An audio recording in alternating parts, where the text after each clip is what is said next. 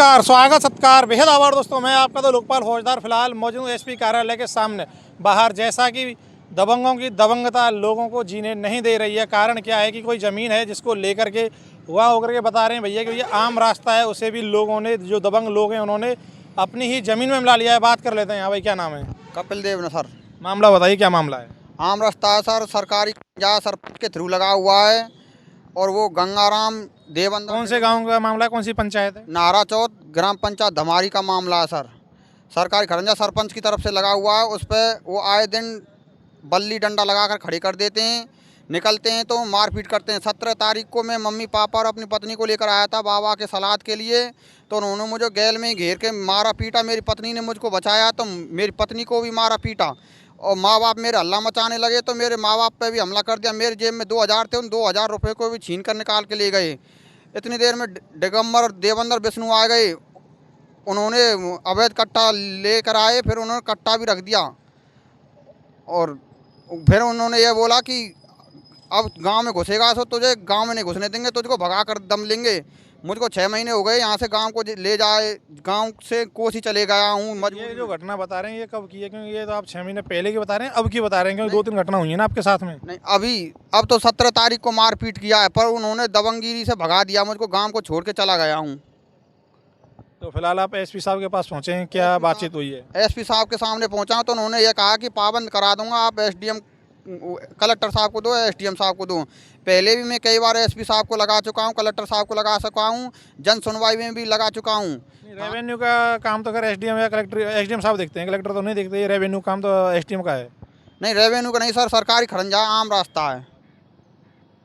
तो फिर ये तो नॉर्मल सी बात होती है, ग्राम गाँव में सरपंच रहते हैं, सरपंच से बात नहीं की आपने इस बारे में? सरपंच से बात की थी, सरपंच ने ये बोला था कि वीडियो साहब को दे दो। वीडियो साहब को दिया था मैंने, तो मैंने कहा था भाई अभी कुछ नहीं हो रहा, तो सरपंच साहब ने बोल दिया था कि तू जाने भैया, तेरा काम जाने। कोई सुनवाई नहीं करता, नहीं कोई गांव वाले। उन्होंने दबंग गुंडा पाल रखे हैं, घर से निकलने जाते हैं तो गुंडा दबंगों को बैठा के रखते हैं। एक दिन मेरी मम्मी और मेरी पत्नी जा रहे थे गोबर गेल, उन्होंने गोबर की हेल को भी लुढ़का दिया। गाड़ी गलोज बकते हैं, गेल गेल से जाते हैं, पशुओं को बांध देते हैं, कभी आते हैं तो गाड़ी वाड़ी को खड़े कर देते, निकलने नहीं देते हैं। गुंडा को बैठा के रखते हैं अपने पास और उन पर गाड़ी गलोज दबाते हैं और उनसे बदतमीजी की भाषा बोलवाते हैं। अवैध हथियार रखते हैं, हर समय कहीं जाते हैं तो उसी को दिखाते हैं हमको।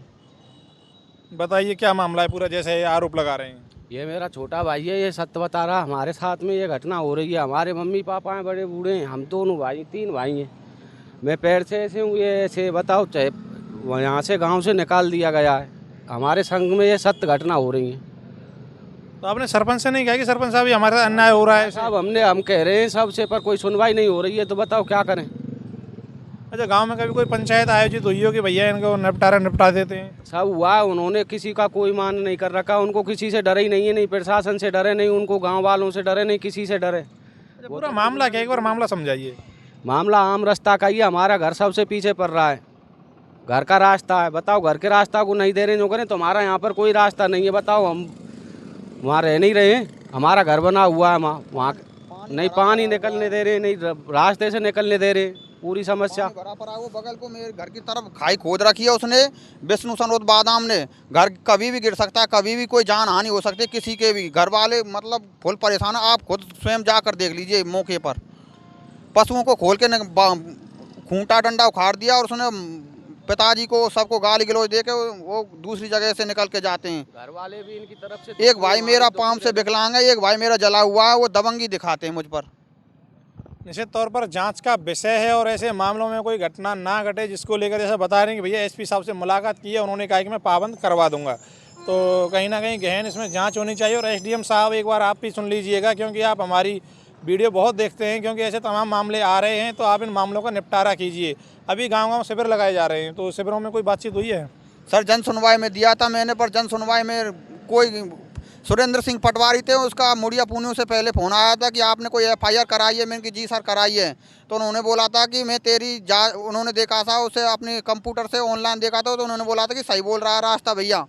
तो मुड़िया पुणे के मेले के बाद मैं आपको बुला लूँगा या आपको वहाँ आकर के जब काम करूँगा। तो मैंने मुड़िया पुणे के मेले, वो कह रहे थे कि मंत्री जी आ रहे हैं, मंत्री जी मुड़िया पुणे के बाद जब करूँगा। फिर मैंने उनके पास कई दिन फ़ोन किया था, कई बार फ़ोन किया, तो उन्होंने पटवारी जी ने फ़ोन ही नहीं उठाया था। वो कह देते हमारा सबरा जुगाड़ है, हम सबरा काम करा देंगे आपसे। निश्चित तौर पर परिवार काफ़ी परेशान है और प्रशासनिक अधिकारी जो यहाँ बैठे हुए हैं वो जनता की समस्याओं की तरफ कोई ध्यान नहीं दे रहे हैं।